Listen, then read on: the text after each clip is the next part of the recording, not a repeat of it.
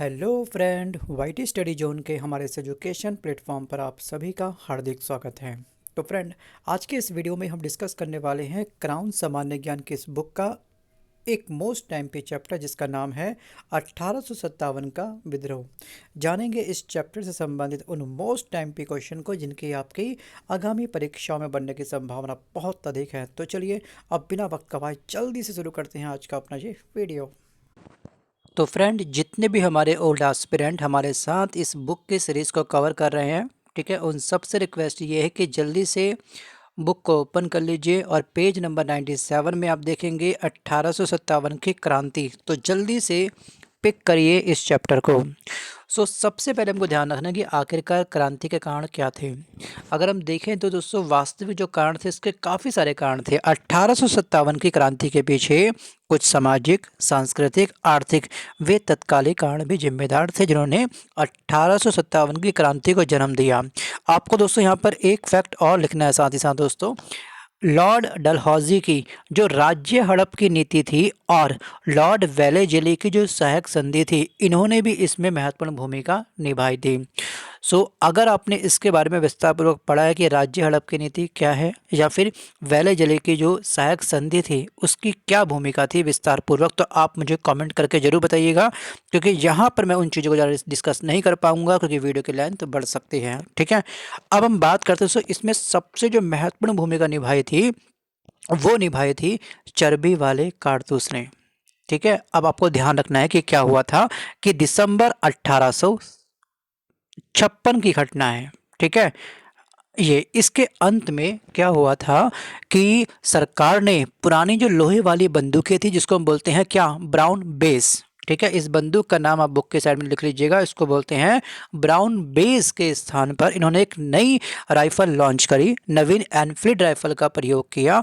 और इसमें क्या हुआ कि 1857 के विद्रोह का मुख्य तत्कालिक कारण ये चर्बी वाले कारतूस ही बन गए। ठीक है, अगर हम बात करेंगे दोस्तों कि क्या हुआ, सबसे पहली जो घटना आई थी घटित, वो घटित हुई थी आपकी 29 मार्च 1857 को। जी हाँ, बहरामपुर या फिर हम कह सकते हैं इसको बैरकपुर की छावनी में 34वीं NI रेजिमेंट के एक मंगल पांडे, ठीक है, एक सैनिक थे, इन्होंने लेफ्टिनेंट बांग और जनरल होनन की हत्या कर दी। इन दोनों पर्सनालिटी की क्या करी, गुस्से में आकर इन्होंने गोली चला दी इनके ऊपर और उनकी हत्या कर दी। और यहाँ पे ये लोग क्या हो गए, दोनों दोनों मारे गए थे। अब उसके बाद दोस्तों क्या हो गया कि परिणाम ये हुआ कि मंगल पांडे को ऑन द स्पॉट पकड़ लिया गया और इनको फांसी दे दी गई। और यहाँ पे आपको एक स्टार लगाना है बुक के ऊपर ही। ठीक है, मंगल पांडे जी को फांसी कब हुई थी, जल्दी से आप बताइए मुझे कमेंट करके। अगर नहीं मालूम आपको तो आप याद रखिएगा, 8 अप्रैल 1857 को इनको फांसी दी गई थी। एग्जाम में ये क्वेश्चंस कई बार पूछा गया है, याद रखना 8 अप्रैल 1857, लेकिन बुक में बहुत कम दिया गया है, तो इसलिए ये सभी फैक्ट आप लिखते रहिएगा। और दोस्तों एक फैक्ट आपको और ध्यान रखना है कि 1857 की जो क्रांति थी इसका प्रतीक क्या था। तो इसका जो प्रतीक था वो था कमल और रोटी। ठीक है, कमल और रोटी। चलिए अब हम बात करते हैं कि 1857 की क्रांति ने जो विस्तार पकड़ा, ठीक है, जो जो केंद्र है जैसे कि दिल्ली, कानपुर, लखनऊ, तो मतलब कि इन सब क्रांति की बागडोर संभालने वाले जो भारतीय नेता थे उनका नाम क्या है। और आपको ध्यान रखना कि अंग्रेजों की साइड से, ठीक है, इस विद्रोह का दमन करने वाले, इसको डिस्ट्रॉय करने वाले क्रांति को अंग्रेजी अधिकारी का नाम क्या है और पहली चिंगारी आखिरकार किस समय लगी थी उस राज्य में, ये सब लिस्ट आपको अच्छे से याद रखनी है। देखिए, पहला जो इम्पोर्टेंट है वो है आपका क्या, दिल्ली। दिल्ली की तरफ से दोस्तों जो नेता थे इनका नाम है बहादुर शाह जफर और बख्त खान। और जो दिल्ली में जो क्रांति हुई थी वो समय था आपका 11 मई 1857 को। लेकिन अंग्रेजों की साइड से जो अधिकारी थे हमारे विद्रोह को दबाने वाले, कुचलने वाले, उनका नाम है निकलसन और हडसन। और फाइनली दोस्तों क्या हो गया कि 20 सितंबर 1857 को ये क्या हुआ, रिवॉल्ट समाप्त हो गया। अगला जो दोस्तों केंद्र है ये है कानपुर। ठीक है। अब कानपुर में जब ये विद्रोह हुआ था तो हमारे जो इंडियन नेता हैं इनका नाम है तात्या टोपे, जिनको हम बोलते हैं क्या, रामचंद्र पांडु रंग। और जो सेकंड जो पर्सनैलिटी हैं ये है नाना साहेब। इनका नाम क्या है वास्तविक नाम, इनको बोलते हैं धोंतू पंत। तो इनके वास्तविक नाम भी आपको ध्यान रखने हैं, क्योंकि एग्जाम में क्वेश्चन पूछा जाता है कि जो 1857 की क्रांति हुई थी कानपुर में, तो इस क्रांति का नेतृत्व तो किस भारतीय नेता ने किया था। तो एग्जाम में आपको बोलता है रामचंद्र पांडुरंग, बच्चे कंफ्यूज हो जाते हैं क्योंकि बच्चों को होता है याद कि तात्या टोपे, या फिर आपको देता है ऑप्शंस एग्जाम में कि धोंतू पंत, तो बच्चे क्या होते हैं, कंफ्यूज हो जाते हैं यहाँ पर। तो आपको ये दोनों ही नाम, इनके जो वास्तविक नाम है, जो इनके मूल नाम है, वो भी आपको ध्यान रखने हैं। और इस जो रिवॉल्ट का जो ऑरिजन हुआ था, स्टार्टिंग डेट जो है दोस्तों वो है आपकी 5 जून 1857। लेकिन अंग्रेजों की साइड से जो अधिकारी थे वो थे दोस्तों कौन, इनका नाम है नील और कैंपबेल। और इस विद्रोह का अंत हुआ था यहाँ पर 6 दिसंबर 1857 को। सो जो तीसरा केंद्र आपके लिए इंपॉर्टेंट है वो है आपका लखनऊ, बेगम हजरत महल, ठीक है, बिरजिस कादिर, इन दोनों ने मिलकर के इस रिवॉल्ट का क्या करा था, नेतृत्व किया था। और 4 जून 1857 को यहाँ पर क्रांति स्टार्ट हुई थी। और जो अंग्रेजी अधिकारी थे वो थे कैंपबेल। और जो अंतिम इस युद्ध का हुआ था अंत, वो हुआ था मार्च 1858 में। ग्वालियर मतलब कि झांसी, ठीक है, रानी लक्ष्मीबाई और तात्या टोपे। स्टार्टिंग डेट है इसकी जून 1857। और यहाँ पे जो ये अंत हुआ था इसका विद्रोह का, ये हुआ था आपका अप्रैल 1858 में। सीधे आपको याद रखना है केवल इलाहाबाद। आप अगर फैजाबाद याद नहीं करते हैं तो कोई दिक्कत नहीं है, एग्जाम में बहुत कम पूछा जाता है। जगदीशपुर भी नहीं और बरेली भी नहीं। अगर करना चाहो तो कर सकते हो याद। अगर हम बात करते हैं इलाहाबाद, तो जो हमारे विद्रोही नेता थे वो थे कौन, लियाकत अली। जून 1857 को यहाँ पे रिवॉल्ट स्टार्ट हुआ।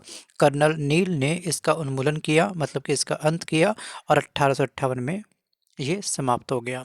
सो अब हम बात करते हैं कि क्रांति का प्रसार। दोस्तों विद्रोह जो हुआ था वो 10 मई 1857 को मेरठ से शुरू हुआ था। ठीक है, 10 मई 1857 को मेरठ से क्या हुआ था, ये शुरू हुआ था। और 20 एनआई तथा एलसी की पैदल सैन्य टुकड़ी 11 मई को दिल्ली पहुंची और मुगल बादशाह बहादुर शाह को अपना नेता घोषित किया। और जो विद्रोह के मुख्य केंद्र दोस्तों ये हैं आपके कौन, दिल्ली, झांसी, कानपुर, लखनऊ और आरा थे। अब प्रमुख तथ्य आपको ध्यान रखने हैं कि 1857 के विद्रोह के समय इंग्लैंड के प्रधानमंत्री कौन थे, तो ये थे विस्कॉट, ठीक है, विस्कॉट पामरस्टन। और भारत के गवर्नर जनरल कौन थे उस समय, तो इनका नाम है लॉर्ड कैनिंग। और ब्रिटेन की महारानी कौन थी, तो इनका नाम है विक्टोरिया। तो ये 3 पर्सनैलिटी आपको अच्छे से ध्यान रखनी है। अब हम बात करते हैं तात्या टोपे जी के बारे में। तात्या टोपे को उनके जमींदार मित्र एक थे मान सिंह, इन्होंने धोखा दे करके पकड़वा दिया। और जिसके बाद उन्हें 18 अप्रैल, ठीक है, 1859 में 1859 को फांसी दे दी गई थी। एक तो मंगल पांडे जी की फांसी आपको ध्यान रखनी है, और तात्या टोपे जी की जो फांसी है ये डेट आपको ध्यान रखनी है। और इनके किस मित्र ने इनको धोखा दिया था उसका नाम भी आपको ध्यान रखना है। ये कौन है मित्र, ये है मान सिंह। अब इनको मित्र बोलूं, दगाबाज बोलूं, कुछ नहीं कह सकते। चलिए अब हम बात करते हैं आगे दोस्तों। सीधे आपको मूव करना है यहाँ पर क्या, वीडी सावरकर जी के बारे में। ठीक है, वीडी सावरकर जी ने 1908 में the Indian war of independence नामक पुस्तक लिखी थी, याद रखना। और इन्होंने एक बात और कही थी, इनका एक कथन भी है कि ये एक 1857 के रिवॉल्ट के बारे में इन्होंने ये कहा था कि ये एक सुनियोजित राष्ट्रीय स्वतंत्रता संग्राम है। ठीक है, तो ये आपको ध्यान रखना है। अगर हम बात करेंगे दोस्तों, एक और क्वेश्चन आपको से पूछा जाता है कि इस विद्रोह को सैनिक विद्रोह या फिर सिपाही विद्रोह, ये उपनाम या फिर ये संज्ञा किसने दी थी, दोस्तों वो थे आपके सर जॉन लॉरेंस एवं सीले ने इसको कहा था सैनिक विद्रोह। चलिए अब हम बात करते हैं कि डॉक्टर सुरेंद्र नाथ सेन ने 1857 नामक एक पुस्तक लिखी थी। एग्जाम में आपसे पूछता है भाई 1857 का रिवॉल्ट, ये पुस्तक किसने लिखी है, डॉक्टर सुरेंद्र नाथ सेन ने। ठीक है, अगर आपसे बात करेगा द ग्रेट रिबेलियन, ये पुस्तक किसने लिखी है, अशोक मेहता ने। अगर आपसे बात करेगा the Indian war of independence, ये पुस्तक किसने लिखी है, वीडी सावरकर ने। ये तीनों ही पुस्तक कई बार एग्जाम में पूछी गई है आपसे। अब हम बात करते हैं 1857 के विद्रोह के बाद में भारत का शासन ईस्ट इंडिया कंपनी के हाथों से निकल करके ये ब्रिटिश क्राउन के हाथों में चला गया। और 1 नवंबर 1858 को इलाहाबाद में लॉर्ड कैनिंग ने महारानी विक्टोरिया की उद्घोषणा को पढ़ा, जिसे स्टैनली ने तैयार किया था, और इसके बाद गवर्नर जनरल कैनिंग को वायसराय की उपाधि प्राप्त हुई। ठीक है। और 1858 की उद्घोषणा के बाद में पील कमीशन की सिफारिशों के अनुसार भारतीय सैनिक और यूरोपीय सैनिकों की संख्या का अनुपात कितना हो जाएगा, 5-2 से घट करके, सॉरी 5-1 से घट करके अब कितना हो गया, ये 2-1 हो गया। तो ये आपको ध्यान रखना है फिगर। तो फ्रेंड, आज के इस वीडियो में बस के इतना ही। तो ये था एक छोटा सा वीडियो 1857 के रिवॉल्ट से संबंधित। अगर ये वीडियो आपको पसंद आया हो तो वीडियो को लाइक करिए, कुछ भी नया सीखा हो तो वीडियो को शेयर करिए। सो मिलता हूँ जल्द एक नए वीडियो के साथ, तब तक के लिए धन्यवाद, bye bye and take care.